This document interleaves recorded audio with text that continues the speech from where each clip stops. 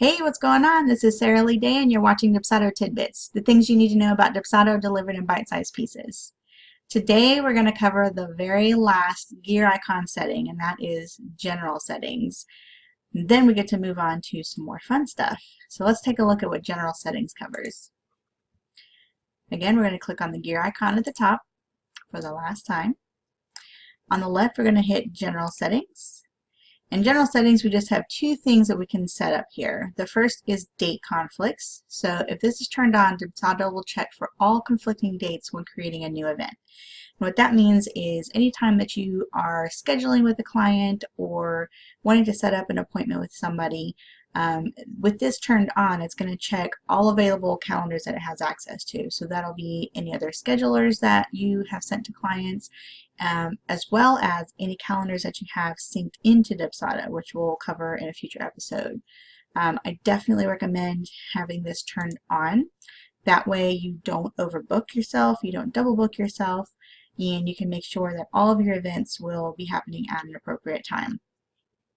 The second one is appointment scheduler conflicts, and when this is turned on, all of your appointment schedulers within Dubsado will filter available times based off any conflicts across selected brands. Now, if you remember, we have just one single brand, but if you are a part of multiple brands, if you're a team member on other brands that use Dubsado, or if you yourself have more than one company or more than one brand, then this might be something that you need to pay attention to. When we turn this on, you can see that the only brand that we have access to is Tidbit Innovations, but this is just a trial account.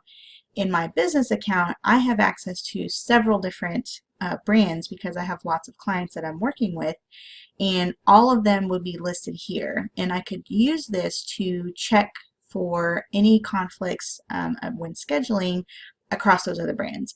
So for example, if I were doing some work, let's just say I was a VA for all of these different brands, and I need to be able to schedule according to the schedule of all of those brands, then I would just put a check mark next to all of those brands that I need to pay attention to the schedule for.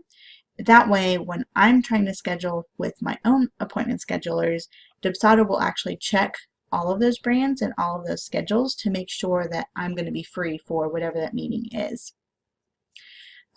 Most people will probably not need this setting because you probably will only have one brand that you're working in, but just know that if you are a virtual assistant or a project manager or some sort of role that you work with a lot of different people, a lot of different companies in Dubsado, when you have access to multiple brands, you'll have that ability to select which brands your scheduler checks before scheduling.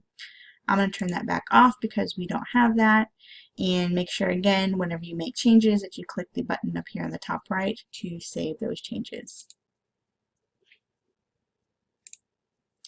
And that's it for today's tidbit, and that wraps up our gear icon settings discussion. So next time we're actually going to start moving into some of the other features on the left hand side of Dubsado and see what those different views are and what they have to offer, and start learning about some more of the actual functionality and operation of Dubsado.